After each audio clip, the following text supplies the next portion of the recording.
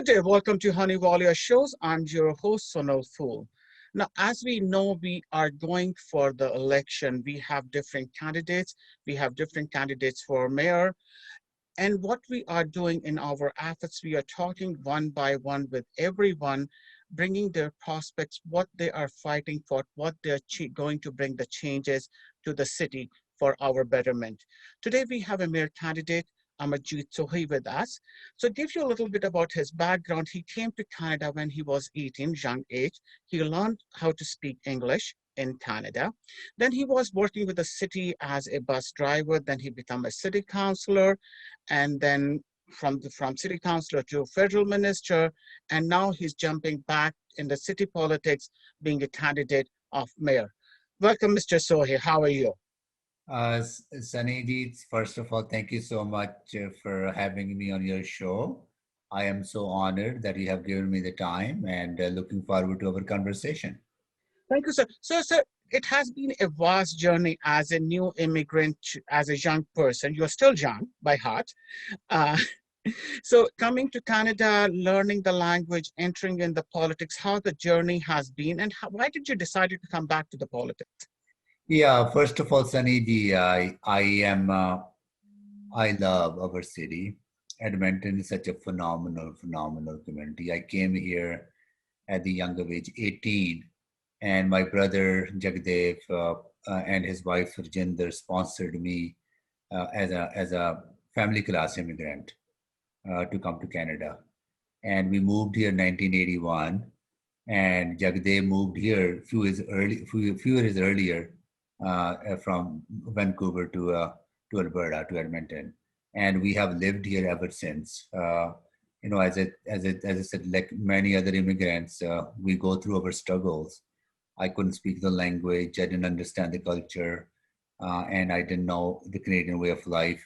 So I struggled a lot in early days and faced a lot of discrimination and racism. But this is a community that propelled me to take on new roles and responsibilities and gave me the chances to succeed. And I'm so indebted to Edmonton for all the opportunities I got. And I'm so proud to be living in this city and building my life here. Thank you, sir. Mr. Sohi, you did mention, and thanks a lot for sharing, and we are honored to have you in our show. It's a privilege, and thank you for taking your time.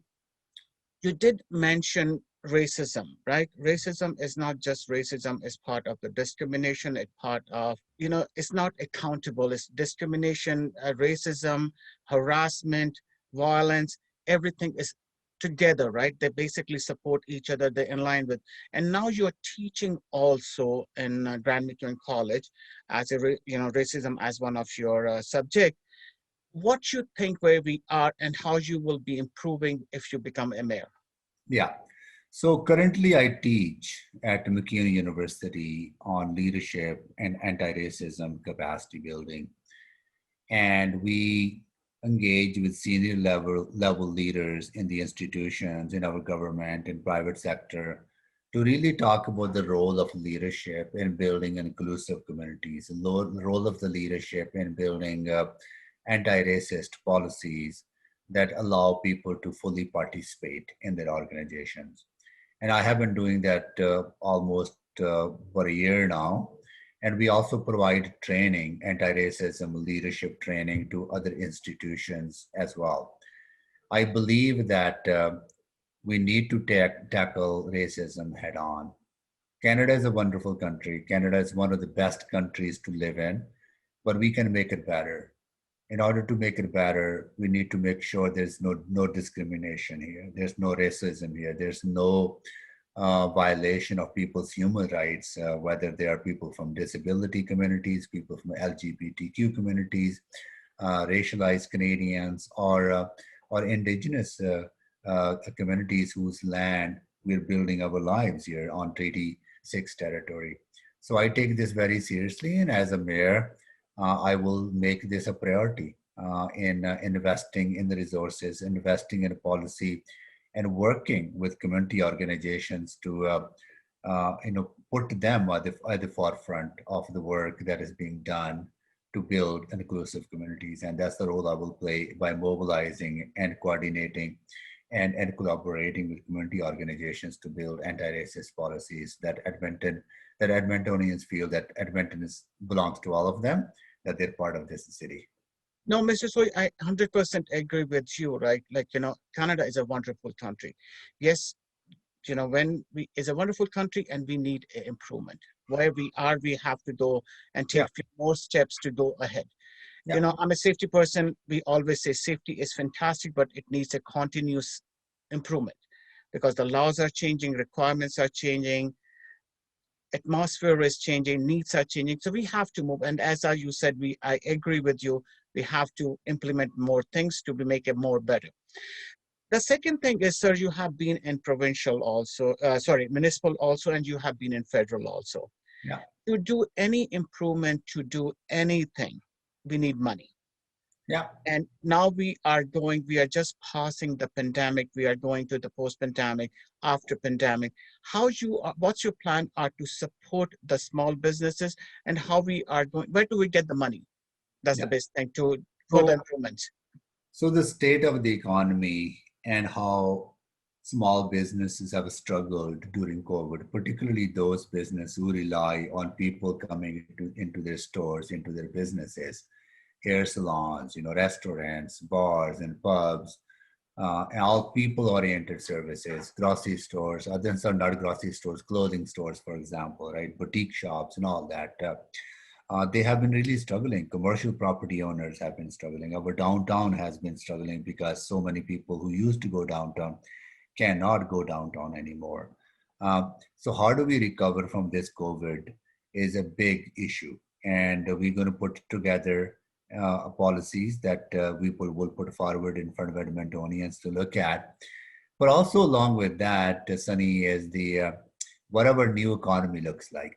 Where are the opportunities? How do we continue to build on our success in the oil and gas sector, but also transition to renewable energy, to new technologies, into health sciences, into artificial intelligence, into manufacturing, and all those things that create jobs, and how we support our arts and culture, how we support our nonprofit sector, how we support our voluntary sector, our public sector. That is so important for us to continue to have access to program and services. So all those things are very big tasks, big issues to tackle. But I think because of my experience in federal level, my experience municipal level, the way I work with every province and territory throughout the country, and the relationship I have built are put me in a very unique position to take on this leadership role to lead our city out of this pandemic and to the new opportunities and future economy for our city.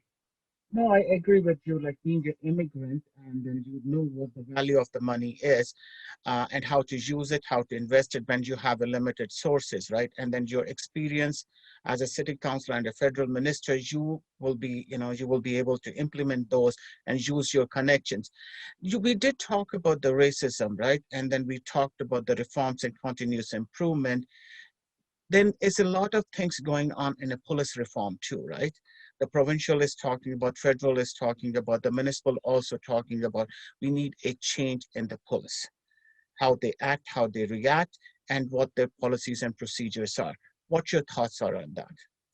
Yeah, so we absolutely need police service to fight serious crime, to keep our communities safe, and police should be properly funded to do that.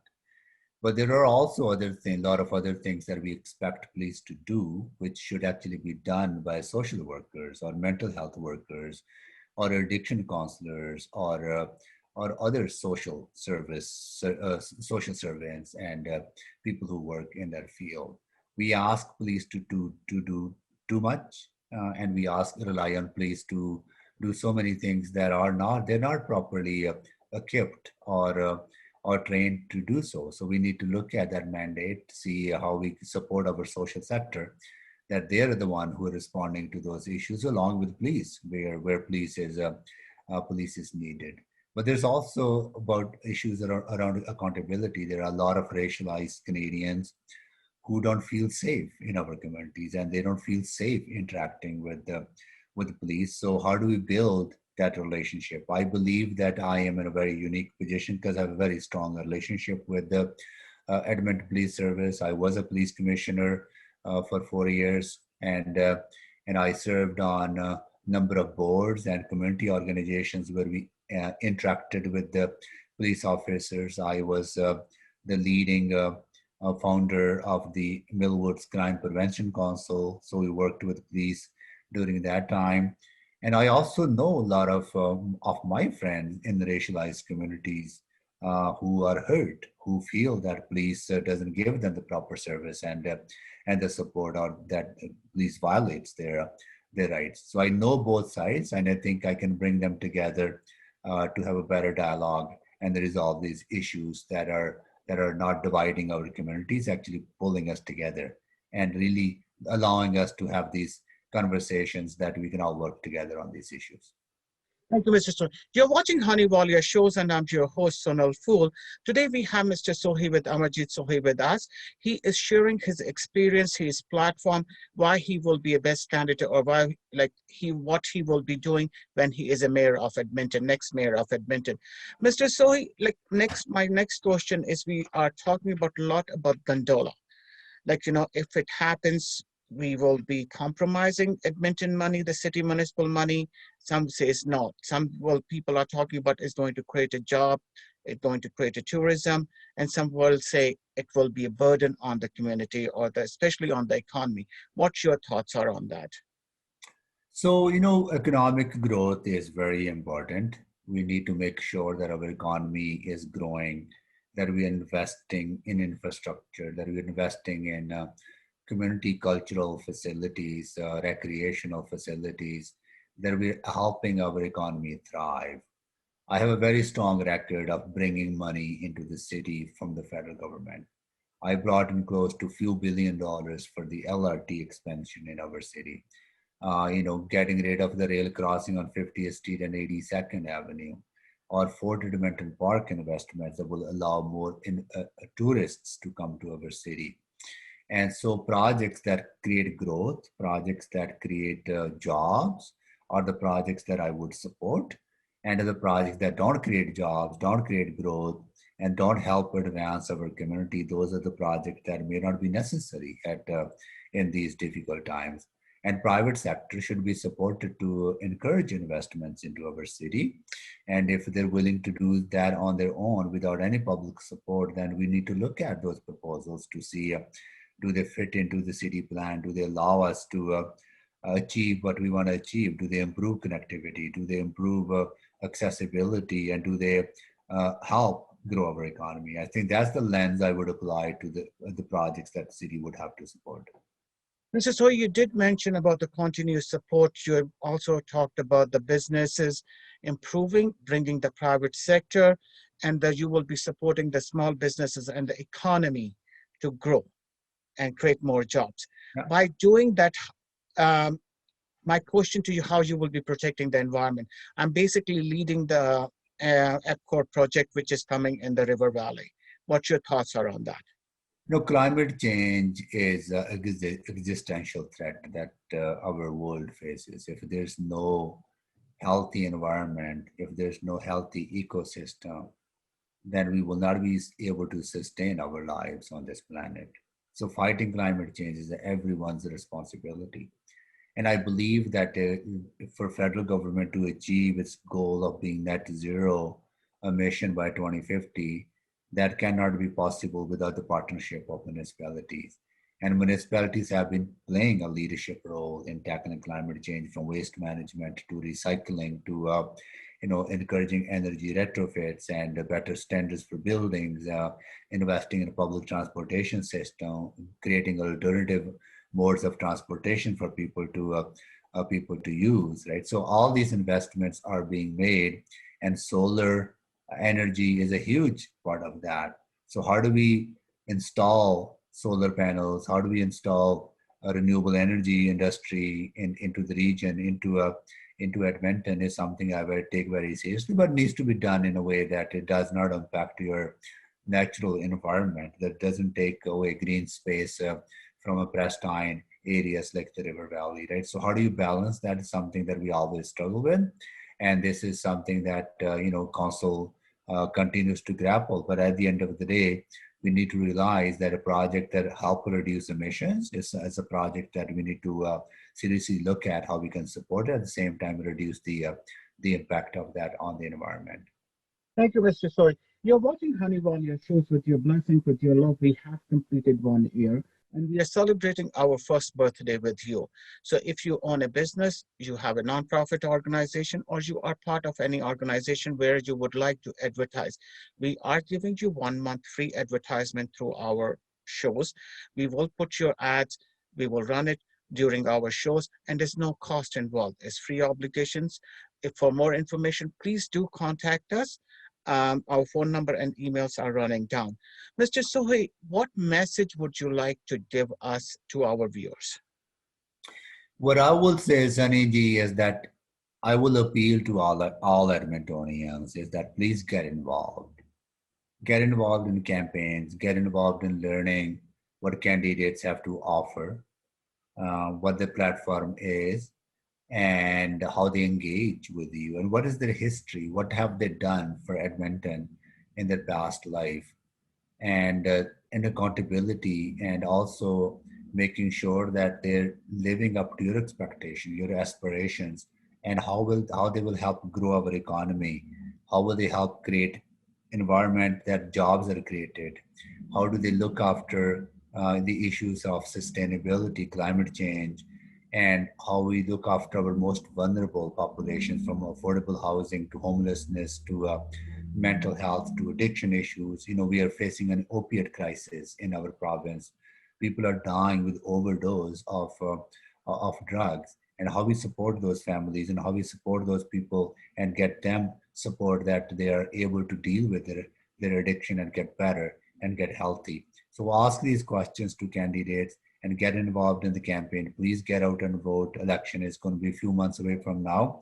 But in the meantime, take a lawn sign, volunteer on a campaign. I would love to have your support. What I have been done today, so far today, up to today, would not have been possible without the support of the community.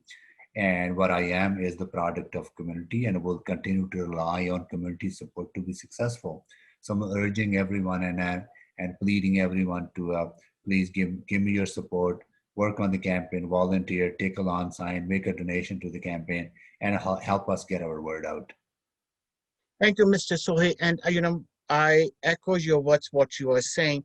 If we need a change, everyone has to come out and vote and have to do their homework to know which candidate they are going to support, learn what their candidate is saying, what their platform is, do your homework, support the candidate, come out and do the vote. Yeah. And thank you so much for having Sunny. Really appreciate your time and, wish you all the best and really happy to see your viewers engaged in this and very happy to, have a chat with them. Thank you, sir. You're watching Honey Walia shows. I'm your host, Sonal Full. As Mr. Sohi said, please come out, use your right to vote, do your homework, know what candidate you are going to support, what their platform are. Till we meet again, stay safe, have a good day.